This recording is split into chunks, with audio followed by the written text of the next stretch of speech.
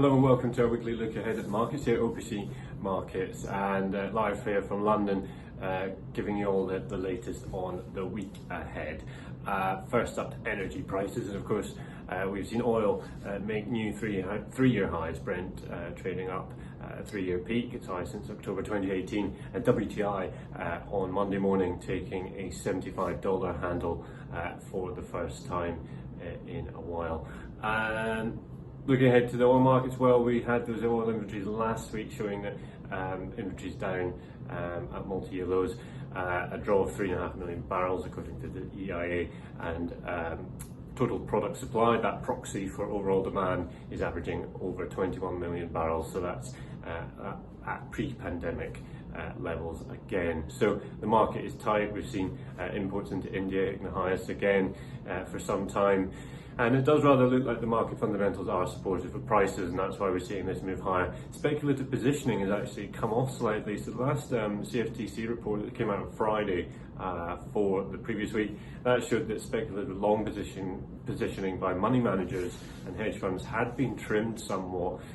That's probably a positive if you want to look at the duration of the rally, to think that it has further legs, because it probably suggests that this is not just a speculative market being driven by momentum, although that is a part of it, but is more about the longer term fundamentals of a very tight supply market and demand, which is picking up as we've seen transatlantic flights starting to pick up the pace again with that lifting of the US travel ban.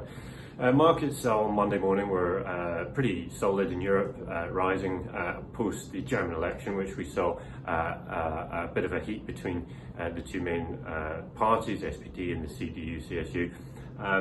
That looks like it's going to be a protracted battle to decide who will lead the next government, but it does look like, as we thought, it's going to be a left-leaning coalition.